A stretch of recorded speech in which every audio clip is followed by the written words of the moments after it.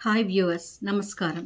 ఈరోజు నేను మీకు శని జననం, శనిగ్రహ పీడ నివారణ, పూజించు విధానాలని తెలియచేయాలనుకుంటున్నాను. ఈ వీడియో మీకు నచ్చినట్లయితే లైక్, షేర్ మరియు సబ్స్క్రైబ్ చేసి బెల్ ఐకాన్ కొట్టగలరు. ప్రతి సంవత్సరం మనం శని జయంతిని వైశాఖ మాసం బహుళ అమావాస్య తిథి రోజున జరుపుకుంటాము. శని దేవుడికి అధిదేవత యముడు.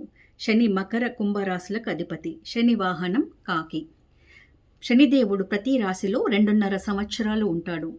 ఏలిన నాటి శని దోషాలు, అర్ధాస్తమ శని దోషాలు, శని పీడ నివారణకు శని జయంతి రోజున పూజ చేయడం వల్ల శాంతి లభిస్తుందని పెద్దలు చెప్తూ ఉంటారు.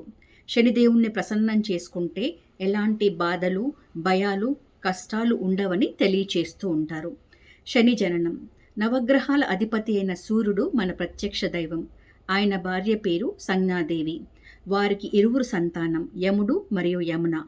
సూర్యుడి వేడికి తాళలేని సంజ్ఞాదేవి తన నీడ నుంచి తనలాంటి స్త్రీని పుట్టించి ఆమెకు ఛాయ అనే నామకరణం చేసి తనకు బదులుగా తన భర్త దగ్గర ఉండమని చెప్తుంది. సంజ్ఞాదేవి తన పుట్టింటికి వెళ్ళి అక్కడ తండ్రి విశ్వకర్మకు తను చేసిన పనిని చెప్పి రహస్యంగా తపస్సు చేయడం ప్రారంభిస్తుంది. సంజ్ఞాదేవి నీడ నుంచి వచ్చిన ఛాయకు సూర్యుని వల్ల శని మరియు తపతి అనే 2 పిల్లలు పుడతారు. కొంతకాలం తర్వాత ఛాయాదేవి సూర్యుడికి సంజ్ఞాదేవికి జన్మించిన యమధర్మరాజుని కూతురు యమునను చిన్నచూపు చూడడం మొదలుపెడుతుంది. ఆటలాడుకునే సమయంలో యముడికి శనికి మధ్య భేదాభిప్రాయాలు వచ్చి యముడు శని కాలి విరిచేస్తాడు. దానికి ఛాయాదేవి కోపించి యమునిని శపిస్తుంది. మరియు యముని సోదరి అయిన యమునను నదికమ్మని శపిస్తుంది. అదే మనం యమునా నది. అప్పుడు యముడు ఛాయాదేవికి కూతురికి తపతిని నదికమ్మని కూడా శపిస్తాడు. ఈ విధంగా యమున తపతులు నదులుగా మారతారు. అప్పుడే అక్కడికి వచ్చిన సూర్యుడు దివ్య దృష్టితో విషయాన్ని గ్రహించి వారికి కలిగిన శాపాలకు చింతించి యమునను కృష్ణ సాన్నిధ్యంన పవిత్రత పొందగలదని వరాన్ని ఇస్తాడు. అంతేకాకుండా ఈ నదిలో స్నానాలు చేసిన వారికి సర్వ పాపాలు హరిస్తాయని వరం ఇస్తాడు. అలాగే యముడికి కూడా యమలోకానికి రాజును చేస్తాడు. ఛాయాదేవి తనను కాలితో తన్నబోయిన యమధర్మరాజుని కోపంతో శపిస్తుంది. నీ కాలు మంటలలో కాలుతుందని శపించగా యముడు వెంటనే ఆ కాలు మంటల్లో పడకుండా మంటపైన ఉంచి 2వ కాలుని ఎల్లవేళలా నీటిలో ఉండేటట్లుగా చేస్తాడు. ఎప్పుడైతే యముడు ధర్మం తప్పి ప్రవర్తిస్తే అప్పుడు ఆ కాలు బగ్గున మండిపోతుందని, ఈ వరం వల్ల నీ కాలు నీటిలో ఉన్నంతసేపు 2వ కాలికి ఎలాంటి ప్రమాదం ఉండదని తెలియచేస్తాడు. అందుకే యముణ్ణి సమవర్తి అంటాడు. ఎప్పుడైతే తప్పు ఒప్పులను ఒకే రకంగా చూస్తాడో, నీళ్ళని నిప్పులను ఒకేలాగా చూస్తాడో, అప్పుడు న్యాయదేవుడుగా ఉంటాడో, కర్మఫలాలని అధిపతిగా పరిగణిస్తారు.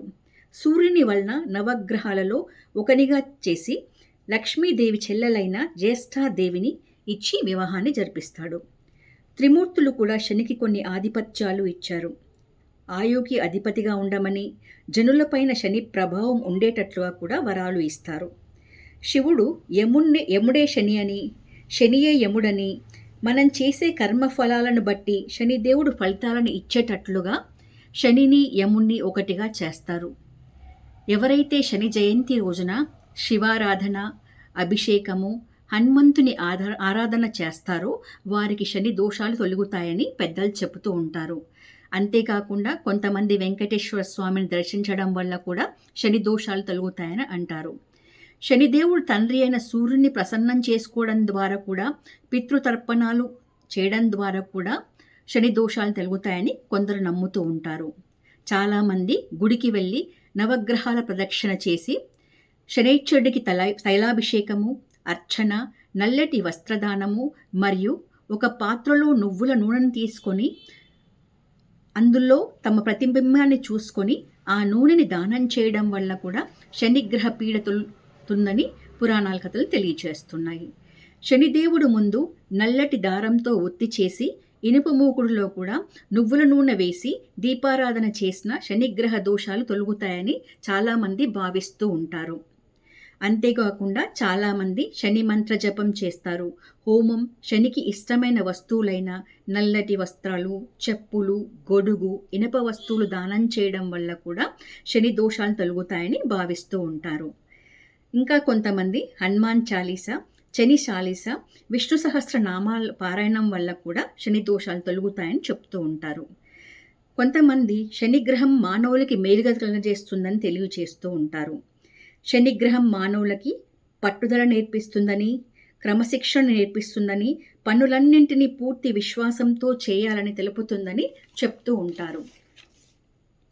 అంతేకాకుండా శని భగవానుడు ఉపదేశించిన కొన్ని మహాశక్తివంతమైన స్తోత్రాలు పఠిస్తే కూడా శని బాధ తొలగుతుందని జ్యోతిష్యం చెప్తోంది. శనిదేవుని నివాసం రావి చెట్టు. చాలామంది రావి చెట్టు దగ్గర శని జయంతి రోజున ప్రదక్షిణలు చేసి రావి చెట్టుకు నీటిని సమర్పించి దీపం వెలిగిస్తూ ఉంటారు. దీనివల్ల కూడా శని దోషాలు తొలగుతుంటాయని, శనిదేవుని ఆశీస్సులు మనకు లభిస్తాయని భావిస్తూ ఉంటారు. అంతేకాకుండా కొంతమంది చెప్తుంటారు శనైశ్చర జయంతి రోజున కొన్ని పనులు చేయకూడదని. అవేంటంటే ఇతరులకు అన్యాయం చేయకూడదని, అవమానించకూడదని, మోసం చేయకూడదని, అగౌరవపరచకూడదని, మద్యం మాంసం భుజించకూడదని, క్రమశిక్షణ రాహిత్యం చేయకూడదని అంటూ ఉంటారు. జుట్టు గోర్లు కత్తిరించడం కూడా చేయకూడదని చాలామంది అంటూ ఉంటారు. నమస్కారం.